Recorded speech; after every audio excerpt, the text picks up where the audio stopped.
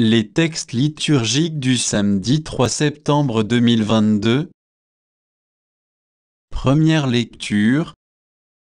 Nous avons faim, nous avons soif, nous sommes dans le dénuement. 1 Corinthiens 4, 6 et 15. Lecture de la première lettre de saint Paul apôtre aux Corinthiens. Frères, apprenez d'Apollo et de moi m'aimer à ne pas aller au-delà de ce qui est écrit, afin qu'aucun de vous n'aille se gonfler d'orgueil en prenant le parti de l'un contre l'autre. Qui donc t'a mis à part? As-tu quelque chose sans l'avoir reçu? Et si tu l'as reçu, pourquoi te vanter comme si tu ne l'avais pas reçu? Vous voilà déjà comblés, vous voilà déjà riches, vous voilà devenus rois sans nous. Ah, si seulement vous étiez devenus rois, pour que nous aussi, nous le soyons avec vous. Mais nous, les apôtres, il me semble que Dieu nous a exposés en dernière comme en vue d'une mise à mort. Car nous sommes donnés en spectacle au monde, aux anges et aux hommes. Nous sommes fous à cause du Christ, et vous, vous êtes raisonnables dans le Christ. Nous sommes faibles, et vous êtes forts. Vous êtes à l'honneur, et nous, dans le mépris. Maintenant encore, nous avons faim, nous avons soif, nous sommes dans le dénuement, maltraités, nous n'avons pas de domicile. Nous travaillons péniblement de nos mains, on nous insulte, nous bénissons. On nous persécute, nous le supportons. On nous calomnie, nous réconfortons. Jusqu'à présent, nous sommes pour ainsi dire l'ordure du monde, le rebut de l'humanité.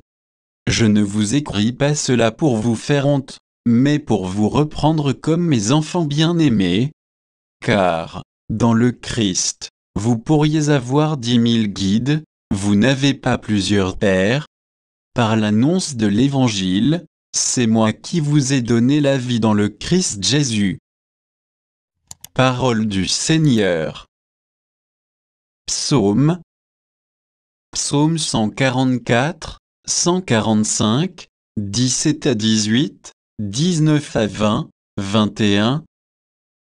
Le Seigneur est juste en toutes ses voies, fidèle en tout ce qu'il fait, il est proche de ceux qui l'invoquent, de tous ceux qui l'invoquent en vérité. Il répond aux désirs de ceux qui le craignent, il écoute leurs cris, il les sauve. Le Seigneur gardera tous ceux qu'il aime, mais il détruira tous les impies. Que ma bouche proclame les louanges du Seigneur, son nom très saint, que toute chair le bénisse toujours et à jamais. Évangile. Pourquoi faites-vous ce qui n'est pas permis le jour du sabbat? Luc 6, 1 à 5. Évangile de Jésus-Christ selon saint Luc. Un jour de sabbat, Jésus traversait des champs. Ses disciples arrachaient des épis et les mangeaient. Après les avoir froissés dans leurs mains, quelques pharisiens dirent alors, « Pourquoi faites-vous ce qui n'est pas permis le jour du sabbat ?» Jésus leur répondit, « N'avez-vous pas lu ce que fit David un jour qu'il eut faim? Lui, même et ceux qui l'accompagnaient.